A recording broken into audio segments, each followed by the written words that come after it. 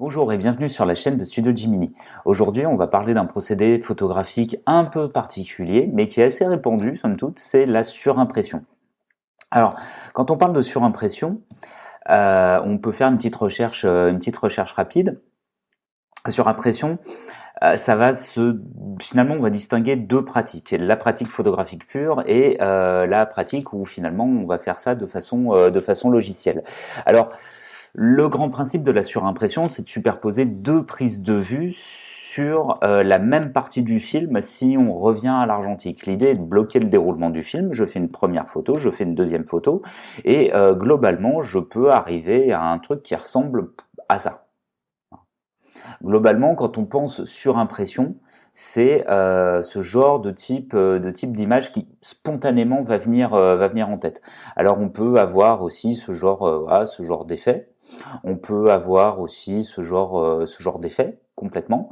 Et on peut aussi avoir effectivement ce genre d'effet. Là, en l'occurrence, notamment, ouais, voilà, typiquement ce genre de choses, on commence à entrer dans le dur du sujet parce que ça, techniquement, ça va être super compliqué à obtenir à la prise de vue. Alors, pour revenir aux surimpressions classiques, hein, par exemple celle-là, en numérique, c'est des choses que vous pouvez faire directement avec votre boîtier. Donc là, je vous renvoie à la notice d'utilisation. Il est de bonne loi de la lire. Donc du coup, en général, dans le menu, ça se passe de façon relativement simple. Soit le principe, c'est de dire, je fais une image, ensuite dans le menu, je choisis cette photo comme étant la photo de référence et j'en fais une deuxième qui va venir se superposer. Je peux augmenter le compteur aussi de façon à superposer 3, 4, 10, 12. Maintenant, il faut bien caler ces différentes prises de vue de façon à ce que ça ne devienne pas complètement fouillis.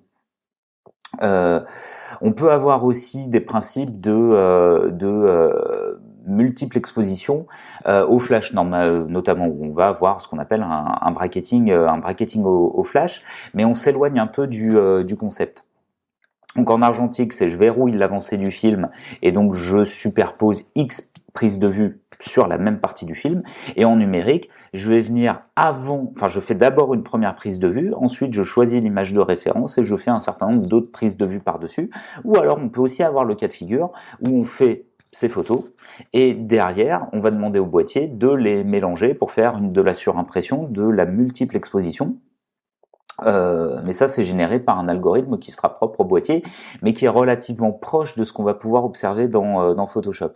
Alors, si on en revient justement à Photoshop, on va avoir deux grands principes qui se dégagent. Un principe qui est lié à l'usage des modes de fusion et un principe qui va plutôt être lié à une notion de photomontage et où donc on va avoir du détourage qui l'accompagne. Alors, si on voit le premier cas de figure, où on va donc demander à dupliquer le calque et on va envoyer cette image-là sur celle-ci. Donc ça va nous permettre d'avoir deux photos, celle-là et celle-là.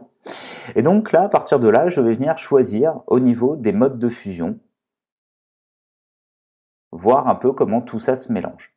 Alors au niveau des modes de fusion, on va regarder un peu.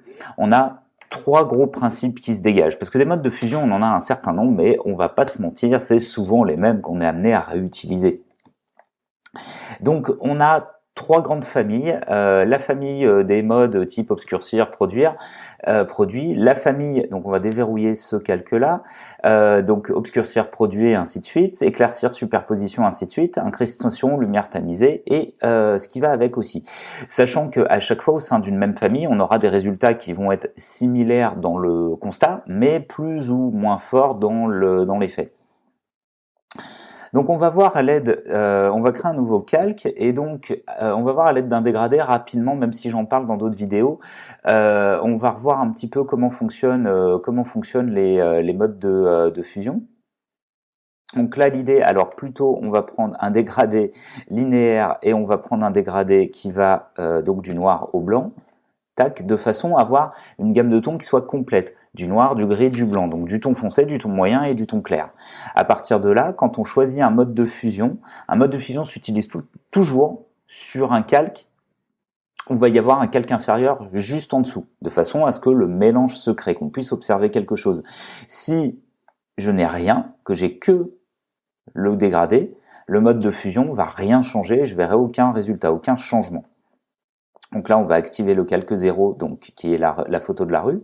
Et là, je vois qu'effectivement, en choisissant le mode produit, je vais rendre transparent les tons clairs et une partie des tons moyens, et il restera complètement opaque et donc visible la partie des tons foncés, une petite partie des tons moyens de mon dégradé. Si je regarde obscurcir produit, densité couleur plus et densité linéaire plus et couleur plus foncée, je me rends compte que globalement, c'est la même chose. C'est-à-dire que dans l'intention, j'ai le même type d'effet. Disparition des tons clairs et d'une partie des tons moyens, et les tons foncés vont rester. Ceci étant dit, c'est quand même assez dépendant par rapport à ce qui se trouve en dessous. Hein. Je vois que en fonction de où je balade mon dégradé, si en dessous du dégradé j'ai des zones de tons clairs ou des zones de tons foncés, je ne vais pas avoir totalement le même rendu. Mais l'intention reste la même.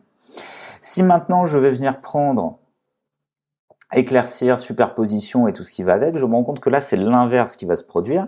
Je vais garder complètement opaque la famille des tons clairs, une petite partie des tons moyens. Par contre, tout ce qui est tons foncés, c'est devenu complètement transparent et ça me permet de voir donc ce qui se trouve en dessous. Tac.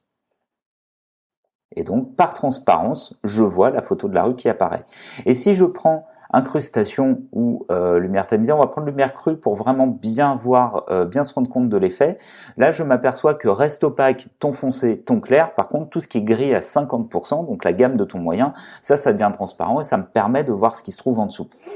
Donc globalement, c'est souvent c'est souvent ces modes de fusion-là avec lesquels on va être amené à jouer. Alors il y a un côté un peu empirique quand même, dans le sens où on va venir un peu regarder par rapport à telle ou telle image comment ça se passe, et donc là on va venir supprimer le dégradé et réactiver le calque de l'arbre, et on va constater ce qui se produit. Donc quand je prends par exemple, alors en étant sur le calque supérieur, le mode produit, je me rends compte que devient transparent finalement toute la gamme de tons clairs, donc une partie du ciel, mais également une partie des nuages, une partie du ciel, mais également une autre partie du décor, et que les tons foncés, eux, restent clairement visibles. Maintenant, comme j'ai quasiment du blanc au niveau du ciel de la rue, la surimpression fait que, le mode de fusion fait que, je vois le ciel de la photo de l'arbre qui se superpose. Si je commence à déplacer, je me rends compte que les nuages qui sont complètement blancs sont clairement devenus transparents et que le reste va avoir des degrés d'opacité plus ou moins différents en fonction de la zone sur laquelle je me trouve par rapport au calque du dessous. Si je prends éclaircir ou superposition, là je constate que c'est l'inverse. Vont rester une grande partie des tons clairs, je vois clairement les nuages. Par contre, tout ce qui est zone de tons foncés, donc les branchages, je me rends compte que ça devient transparent et ça me permet de voir le décor qui se trouve en dessous, donc en l'occurrence la rue. Et donc, on va avoir un peu le même ordre d'idée au niveau d'incrustation et lumière tamisée, où là c'est déjà plus, on va déjà être dans l'expérimentation et chercher un peu de voir comment ça peut se mélanger, parce que là les tons moyens vont être dispatchés un peu partout dans l'image. C'est pas comme le dégradé de tout à l'heure, on a vraiment bien localisé ton foncé, ton clair et ton moyen qui sont vraiment répartis sur des zones où on s'attend à voir l'effet arriver. Là c'est déjà plus hasardeux. Donc quand on utilise les modes de fusion pour faire de la surimpression, l'idée, ça va être de chercher. Alors, des moments où vous aurez des résultats très heureux et des moments, juste ça marchera pas parce que des histoires de gamme de tons, parce que le placement des tons foncés, des tons clairs au sein de l'image fera que ça sera pas heureux et que ça va juste pas fonctionner. Ouais, ce sera tout pourri. Donc après, à re-shooter, à utiliser d'autres images, à voir un peu. Enfin, avec les modes de fusion au niveau de la surimpression, on peut quand même y passer un certain temps. Pour venir trouver des effets, ne serait-ce qu'expérimenter pour voir un peu ce que ça va donner. Ensuite, on avait vu dans nos exemples d'autres modes de fusion, enfin d'autres types de surimpression, et donc un peu comme ce genre de choses. Et là, on se rend compte que les modes de fusion basiques, ils vont pas forcément suffire. On va fermer ce document-là, et on va reprendre donc notre arbre et donc un portrait. Un portrait qui a été shooté sur fond blanc pour faciliter les choses au niveau des modes de fusion, puisqu'on a vu qu'à l'aide des modes de fusion, on pouvait rendre des choses transparentes. Donc on va y aller progressif. On va dupliquer notre arbre et on va venir le placer donc sur notre portrait. Donc là, bon, on a évidemment un petit problème de format, un format rectangulaire versus un format plus ou moins carré, dirons-nous. Et donc à partir de là, on va venir jouer avec les modes de fusion, voir un peu ce qui se passe. Et c'est pas inintéressant finalement. Il y a des choses, bon là c'est très brouillon, on voit pas très bien ce qui se passe, et puis le mélange des couleurs est pas ouf, même si on pourra revenir dessus. Par contre, la deuxième famille c'est vachement intéressant parce que comme on a un portrait qui est sur fond clair, à des choses qui se verront pas par rapport au fond. Et donc du coup, ça permet de circonscrire le paysage à la zone du portrait. Donc on peut regarder un peu au niveau des autres modes de fusion si on n'a pas quelque chose d'intéressant. Et là, avec mode lumière linéaire ou lumière ponctuelle, on a un truc qui est pas inintéressant non plus, puisqu'on a les branches qui sortent de la forme du portrait, et que c'est un peu ça, quand on regarde nos photos de référence, c'est un peu ça qu'on souhaite. Sauf que à la lecture de l'image, ça reste encore vachement brouillon. On voit pas très bien finalement les zones du visage, notamment les yeux, la bouche, les zones qu'on aimerait peut-être voir apparaître de façon plus pertinente. Et ben, pour pouvoir arriver au résultat de notre image de référence, il n'y a pas forcément beaucoup de mystère, il va falloir en passer par une phase de détourage. Et donc on va utiliser des outils de sélection et du masque de fusion de façon à avoir un contrôle total sur ce qu'on est en train de faire. Alors, donc on va venir toujours sur ce portrait-là, on va venir supprimer donc le calque de l'arbre qu'on avait dupliqué précédemment. Et donc là, ce qu'on va venir faire, c'est détourer l'arbre. Alors, pour détourer des choses de ce tonneau-là, alors on a une image qui s'y prête, c'est pas fait exprès, mais on a une image qui s'y prête. Donc l'idée c'est, pensez-y quand vous faites vos prises de vue avec l'intention de faire de ce genre de montage, de faire ce genre de surimpression, c'est au moment où vous faites vos photos, vous dire ok, va peut-être falloir que j'ai besoin de les détourer. Et donc il va falloir que je shoote de façon à ce que ce soit facilement détourable. Donc là, l'idée c'est qu'on a un arbre qui est finalement une grosse masse de ton foncé et de ton moyen qui est sur un fond de ciel bleu avec des nuages, donc qui est finalement des zones de ton clair. Ce qu'on va venir faire, c'est utiliser une méthode qui est là depuis super longtemps, c'est la méthode du détourage par couche. Donc l'idée c'est d'activer le panneau couche. Si vous n'avez pas le panneau couche, rendez-vous dans fenêtre couche. Et donc à partir de là, c'est en cliquant sur chacune des couches, déterminer quelle couche présente le plus haut taux de contraste entre le fond, donc le ciel, et la forme, l'arbre. Ici, on va venir choisir la couche de bleu, parce que c'est souvent celle-là, à l'usage, on s'en rend compte. Ça se joue souvent entre la couche de rouge et la couche de bleu, donc là on se rend compte qu'en les faisant défiler, finalement, c'est là où on a le plus fort contraste entre le fond et la forme. Ce qu'on va venir faire, c'est la dupliquer, et lancer une commande qui va permettre d'augmenter le contraste. Et qu'est-ce qu'on a comme commande qui permet d'augmenter le contraste? Et ben on va voir les niveaux ou les courbes. On peut utiliser aussi luminosité contraste, mais niveau, notamment dans ce genre de situation, est très précis. Donc ce sera le raccourci commande L ou contrôle L si vous êtes sur un PC, commande L si on est sur un Mac, et sinon ça se passe dans le menu image réglage. Et donc à partir de là, curseur des tons foncés pour venir augmenter la valeur des tons foncés. Curseur des tons clairs, pareil pour rendre plus clair les parties de tons clairs. On va zoomer un petit peu pour affiner un peu l'ensemble. Et donc à partir de là, on peut jouer également avec le curseur de ton moyen qui va nous permettre également de renforcer le contraste. On renforce à nouveau le contraste des tons foncés. Encore un peu plus le contraste des tons clairs.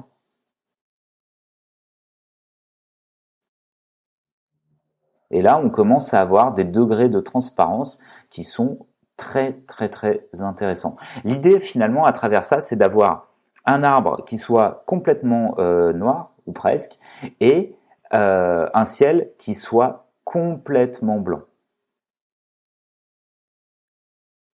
Donc là, on est vraiment pas mal du tout.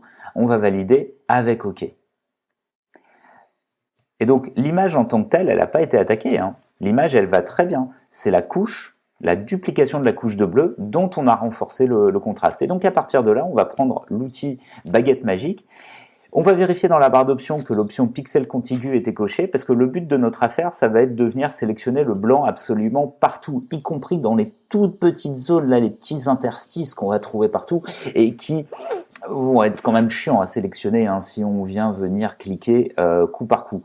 Donc si j'ai l'option pixel contigu qui est cochée, je vais me retrouver dans la situation où lorsque je vais faire un clic, finalement, je me rends compte que ma sélection, elle tourne autour de la forme de l'arbre, mais qu'à aucun moment, le blanc à l'intérieur est venu, a été sélectionné. Donc là, commande D pour venir désélectionner, sinon ça se passera dans le menu sélection désélectionner.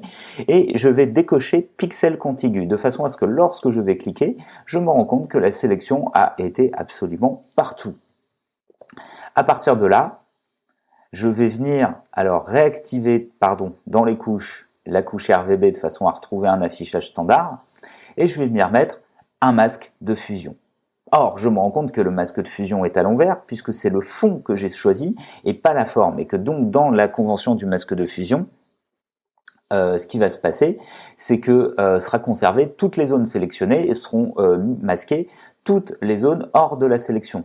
Or, en double-cliquant sur la vignette du masque, je vais me retrouver avec la palette propriétés qui va apparaître et je vais demander à inverser.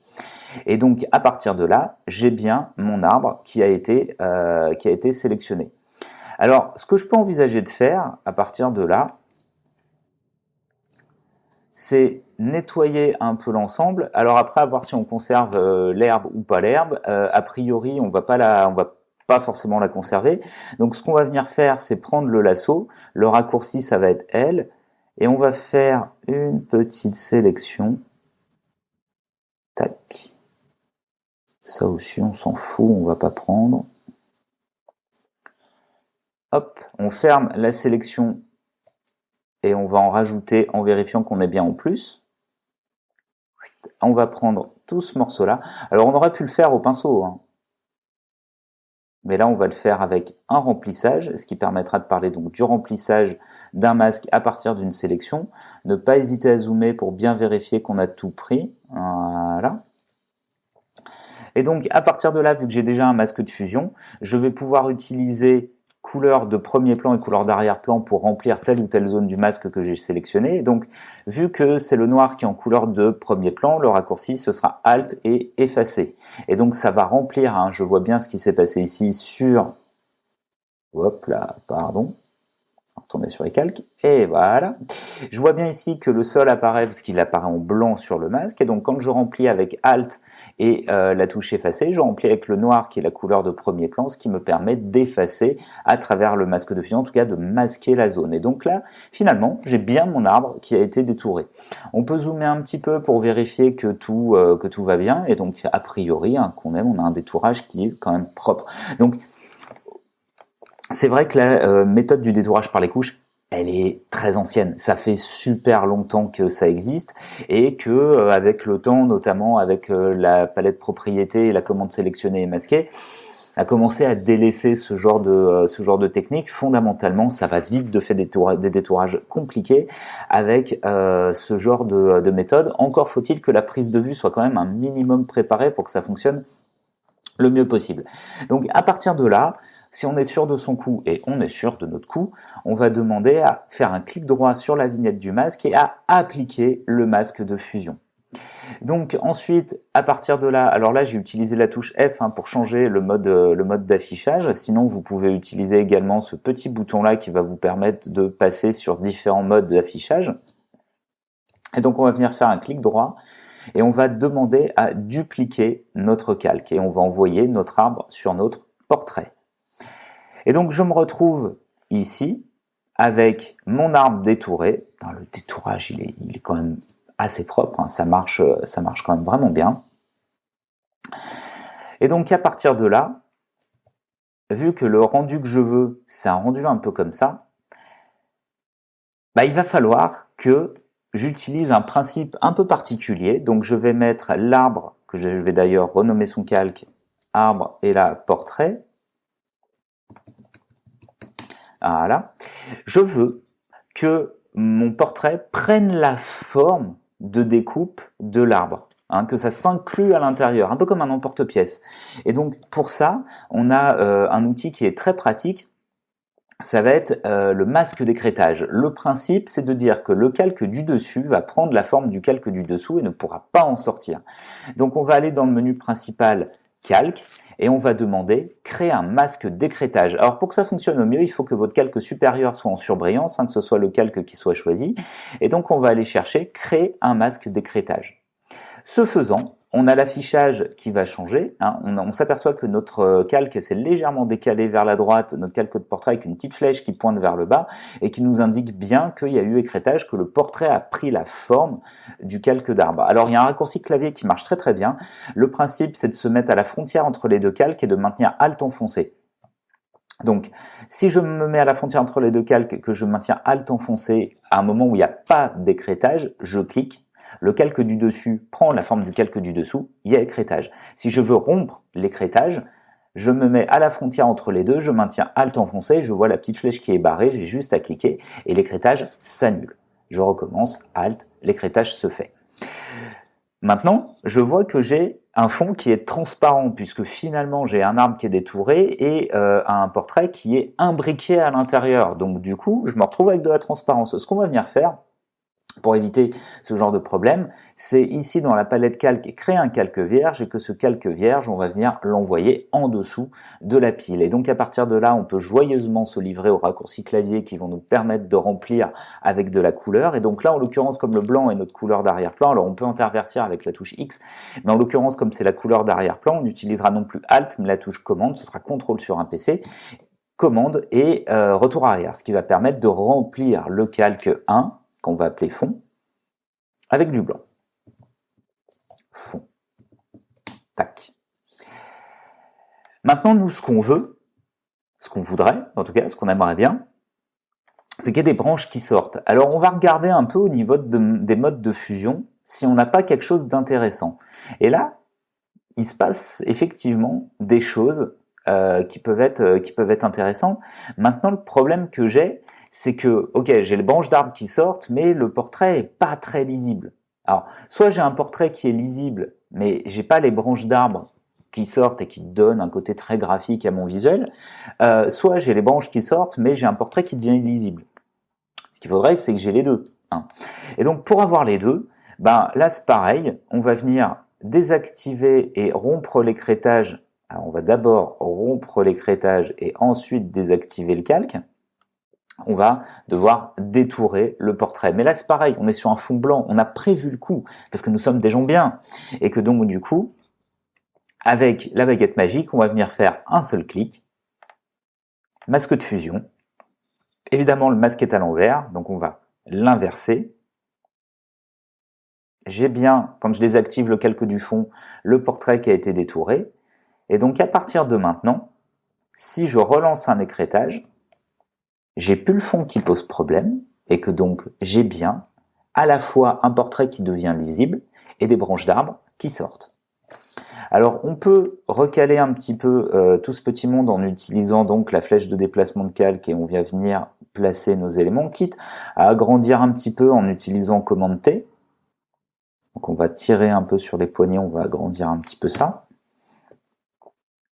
On va valider avec la touche entrée, rezoomer un peu, et donc à partir de là, je vais pouvoir déplacer mon portrait à l'intérieur de la zone pour avoir quelque chose qui me plaît. Au niveau du placement, s'entend au niveau de la composition. Alors je vois ici, il y a le haut de ma tête et là l'arrière de mes cheveux également. Et ça, j'aimerais bien que ça saute. Je trouve pas ça génial en termes de rendu. Et donc là, rien de plus simple. On a déjà un masque de fusion qui est déjà tout prêt. On va venir se positionner dessus, maintenir CTRL et Alt. Alors on va prendre le pinceau, maintenir CTRL et Alt et faire un petit glisser vers la droite pour augmenter la taille et simplement. Alors avec une dureté, on va faire un petit clic droit juste pour la dureté 0% de façon à avoir une transition qui est toute douce et on va venir, effacer les zones comme ça. Ça marche bien, ça marche super bien. Alors maintenant, ce qui pourrait être intéressant, c'est de voir si on peut pas avoir une fusion.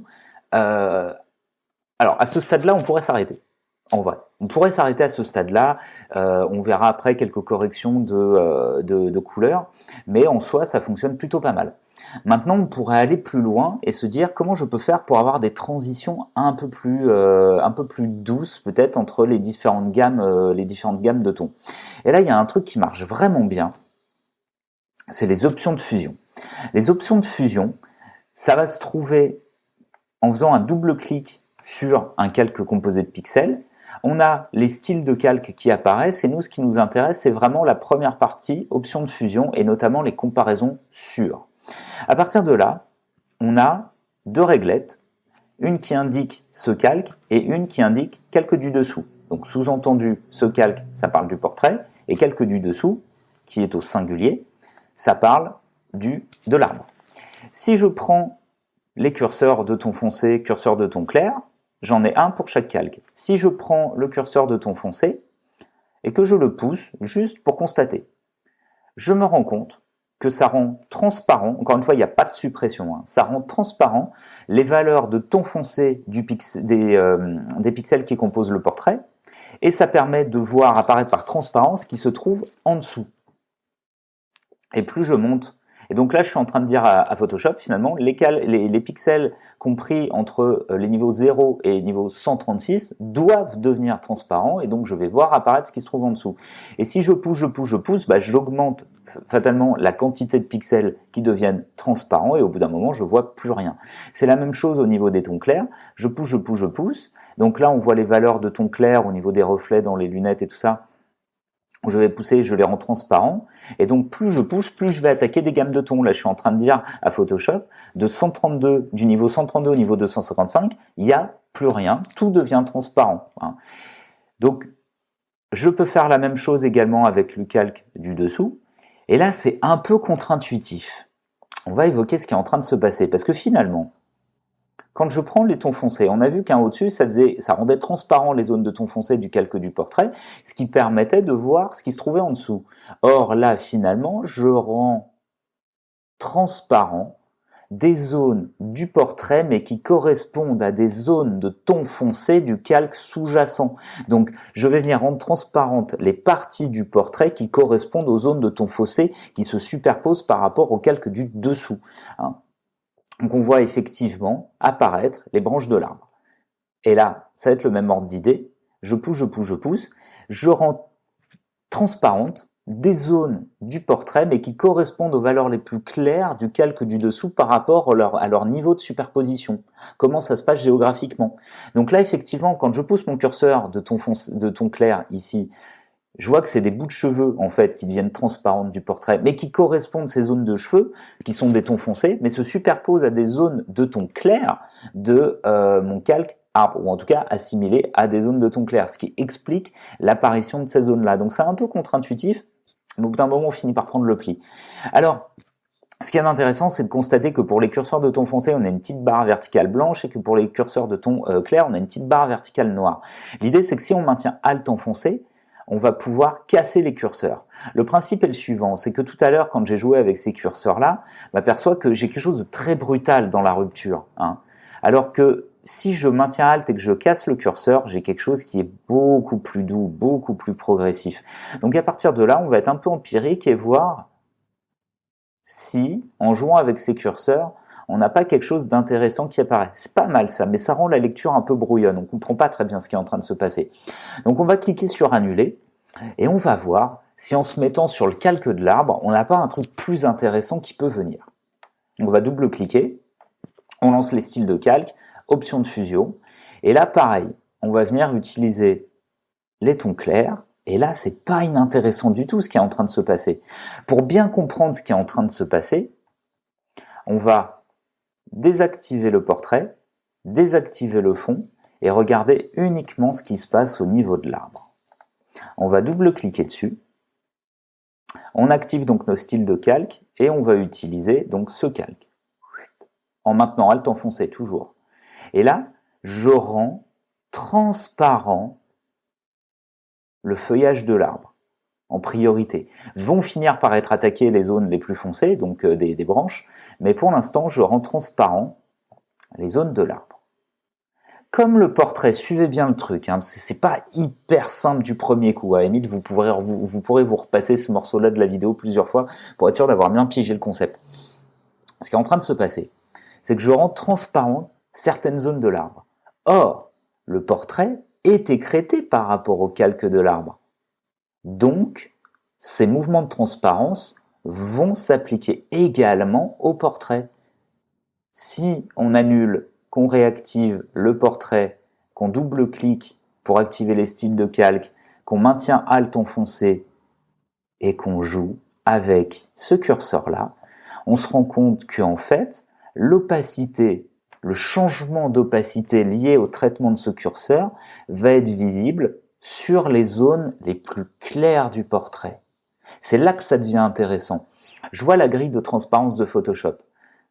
Par contre, si je réactive le fond, c'est plus la grille, c'est un calque blanc, c'est donc plus la grille de transparence de Photoshop que je vais voir, mais le fond que je vais voir. Donc le blanc. Et donc par extension, les valeurs les plus claires, donc qui sont censées être plus en relief, plus en volume, vont se voir de façon plus importante, puisqu'en réalité, c'est le fond que je fais réapparaître. Donc quelque part, je redonne du modelé à l'ensemble. Et en même temps, je casse la saturation d'e-couleur, ce qui permet une meilleure intégration. On va valider avec OK. Et donc à partir de là, on a un truc qui fonctionne assez bien. On pourrait jouer avec les niveaux, le contraste, mais il y a un dernier petit point dont j'aimerais parler avant d'aller un peu plus loin dans la finalisation de cette image. On s'aperçoit que le portrait, il y a des trous dessus, mais en réalité, ces trous-là, par exemple, si on s'attarde à ce qui se passe ici, là, enfin toutes ces zones-là, là, au niveau du visage, ça correspond à des zones de trouée de l'arbre, des zones de transparence qui sont liées au détourage qu'on a fait précédemment lorsque l'arbre était encore dans son paysage. Donc, il y a des trous. Et bien là, il n'y a pas 50 milliards de solutions, il va falloir boucher les trous. Le problème, c'est qu'on ne peut pas lancer un calque d'écrêtage en se disant je vais peindre dessus, je vais boucher les trous, puisque on va réduire un peu. Je vais venir boucher ces trous-là, ça ne marchera pas, puisque finalement, l'écrêtage va continuer à se produire, et donc je vais me retrouver avec toujours ces zones de transparence. Donc l'écrêtage ne fonctionnera pas dans cette situation. Alors, je pourrais très bien me dire, je vais le faire du dessus, avec un calque au-dessus, mais c'est pareil, je vais peindre directement sur le portrait, donc ça va pas marcher. Et si je mets ce calque-là en dessous et que je peins directement dessus, là non plus, ça va pas marcher, puisque finalement, ça prend pas en compte le fait qu'il y a déjà de la transparence et de l'écrêtage. Là, finalement, je refais un remplissage, mais ça change pas la donne de ce qui se trouve au niveau de l'agencement du calque arbre et du calque du portrait. Donc ça marche pas. Et on est en train d'apercevoir que là, il va falloir qu'on attaque directement notre calque arbre pour venir remplir les trous qui ont été générés par le détourage. Donc pour éviter tout problème, on va maintenir la touche Alt enfoncée, on va se mettre en survol au-dessus du calque arbre et on va venir faire un petit glisser-déposer par le dessous, ce qui aura pour effet de dupliquer le calque d'arbre. On va désactiver l'œil de visibilité, parce qu'on ne veut pas que les deux soient affichés en même temps. Simplement, c'est que si on fait une connerie, une bêtise, on va pouvoir revenir directement sur le calque d'arbre, puisqu'on l'aura copié. Donc on aura juste à supprimer ce calque-là, reprendre celui-là et refaire le travail. Et donc à partir de là, il va falloir boucher les trous. Il y a plusieurs solutions qui existent à ce niveau-là pour boucher les trous. Première solution très simple, ça consiste à dire, je prends mon pinceau, donc je vais désactiver le portrait pour bien comprendre ce qui est en train de se passer. Donc on voit que quand j'active le portrait, je vois que j'ai des zones de trous ici. Donc je vais réactiver, je vais désactiver plutôt le portrait et je vais peindre en noir. Je bouche les trous. Oh, j'ai plus de trous. Alors on va le faire avec le portrait activé. Alors on va refaire la copie, j'ai été un pomme Z trop loin. Tac, voilà. Je bouche la transparence. Il n'y a pas de mode de fusion sur le portrait. C'est un écrêtage, ça prend la forme. Donc au final, je m'en fous d'avoir du noir, du blanc, du violet, du bleu, du turquoise ou autre chose. Simplement, je bouche des trous. Ça marche bien. Par contre, effectivement, on attaque directement le calque. Donc si psychologiquement ça vous perturbe un peu de vous dire oh là là, je suis en train de peindre du noir directement sur mon calque et ça fait quand même 50 000 tutos que le mec il nous dit de faire gaffe à ce qu'on fait et de pas peindre directement, je le conçois. Surtout que là, en l'occurrence, ça va être difficile de revenir en arrière. Mais on n'a pas 50 milliards de solutions. Alors, à la limite, ce qu'on pourrait envisager de faire, c'est passer par les objets dynamiques. Si vraiment on voulait avoir un truc sur lequel on puisse revenir sans trop de problèmes. Ça, à la limite, je pense que je ferai un tuto à part qui reviendra sur cette question-là parce que ça fait quand même beaucoup d'informations en une seule fois, donc on sera amené à y revenir.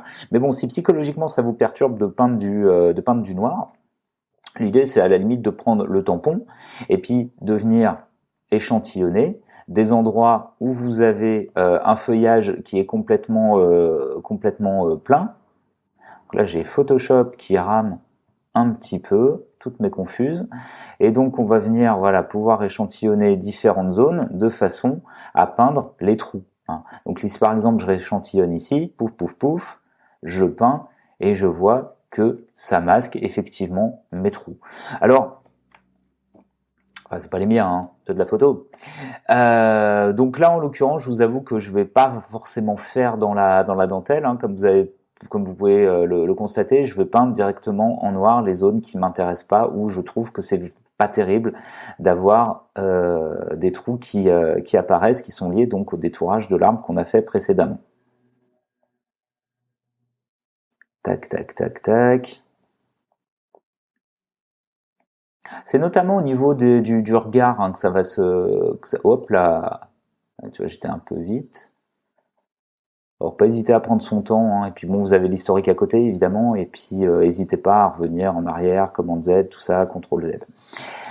Donc là, on est pas mal. L'intégration fonctionne bien, on est assez proche des références qu'on avait voulu. Alors là, les références sont en noir et blanc. On peut le faire en couleur. D'ailleurs, ça fonctionne assez bien ici. Alors maintenant, ce qu'on peut faire pour que ça fonctionne encore mieux, à la limite, c'est de venir faire une balance des couleurs. À la limite, en se mettant en survol, avant de créer le calque balance des couleurs, en se mettant en survol au-dessus de la vignette du masque et en maintenant la touche commande sera la touche contrôle sur PC, vous faites un petit clic, ça permet de récupérer la sélection, ça évitera que la balance des couleurs bave de partout. Tac. On va faire une petite balance des couleurs pour que ça s'occupe uniquement du portrait. Et donc peut-être tu vas rajouter un poil de vert, peut-être un chouille de bleu léger, un petit chouille de cyan, parce que je suis un peu rougeau sur la photo, donc histoire que ça s'intègre le mieux possible. On peut éventuellement revenir sur le masque de fusion du portrait de tout à l'heure, et à la limite, on peut prendre l'outil dégradé. On va vérifier dans les options de dégradé, déjà, qu'on va avoir le dégradé qui va du noir à la transparence, et de deux, qu'on est sur un dégradé radial. Et regarde, on va donner des petits coups, tac, comme ça. Oh, que c'est bien. C'est plutôt efficace et ça marche assez bien pour retrouver un peu de la couleur de l'arbre et du détail au niveau de l'arbre. Et donc, à partir de là, si on veut faire un test en noir et blanc, il suffira d'aller chercher, pouf, la commande de calque de réglage noir et blanc. Donc après, vous pouvez prendre des valeurs, des choses qui existent par défaut, donc filtre rouge, contraste plus élevé, filtre bleu, contraste plus élevé, pas terrible. Filtre rouge, c'est pas mal, Ouais, c'est pas mal. En plus, ça adoucit un peu la peau, c'est pas mal du tout. Et derrière, si vous voulez donner à l'ensemble une tonalité, on va venir chercher un calque de réglage type couleur unie. On va prendre, alors je vais pas tomber dans la tarte à la crème de je te fais du sépia, donc on va prendre un petit cyan, tu vois, on va faire un peu comme un cyanotype. Et donc du coup, on pourrait utiliser par exemple incrustation, ou alors on va se mettre en produit, et derrière, en double-cliquant, on va pouvoir venir changer la saturation et la luminosité de la couleur, hein, pour avoir l'effet qu'on veut. Donc, soit on se dit, on le laisse en couleur, et ça fonctionne en couleur, disais-je, et donc ça fonctionne plutôt bien, et il y aurait quelques ajustements mineurs de chromie à faire en fonction de la chromie de base de nos deux images. Et puis on peut passer en noir et blanc pur, et puis sinon avoir notre calque de fond, hein, qu'on aura passé donc en mode produit, qui nous permettra de jouer avec différentes teintes. Donc à partir de là, ce qui est intéressant, c'est qu'un double clic sur l'icône du calque de réglage, et on va pouvoir, en utilisant la barre qui est ici, passer par toutes les gammes de teintes possibles et imaginables, hein. Bon, allez, je vous fais un coup de sépia, hein. Comme ça, vous râlerez pas et vous pourrez dire que j'ai fait du sépia. Donc globalement, ouais, c'est une méthode qui fonctionne bien. Donc tout dépend de ce qu'on entend par surimpression. Il y a plusieurs effets, donc on en a parlé au cours de cette vidéo. Il y a plusieurs effets, plusieurs styles. Donc allez chercher des références, inspirez-vous de ce qui existe déjà et voyez dans quelle mesure c'est adaptable à votre travail, à votre style, à vos envies, à tout ce que vous voulez. Voilà, vous pouvez retrouver donc les images qui ont servi à ce tuto dans la description de la vidéo. N'hésitez pas à poser des questions en commentaire, des remarques, si vous avez d'autres façons de procéder, si vous avez d'autres idées, si à l'usage vous vous êtes rendu compte d'un certain nombre de choses que j'ai pas forcément évoquées ici. On sera amené à reparler des modes de fusion.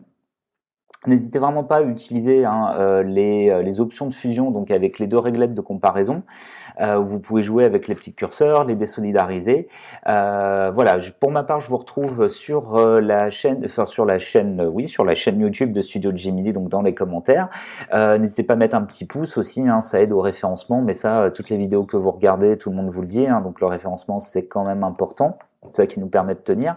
Vous pouvez nous retrouver également sur la page Facebook de Studio Gemini, où on organise régulièrement des petits challenges photos, et puis où la communauté est assez active. Également sur Instagram en ce qui me concerne, je poste, j'essaye d'être assez régulier dans mes posts, et voilà, c'est avec plaisir que j'échangerai avec vous. Et je vous souhaite bon photomontage et à plus tard.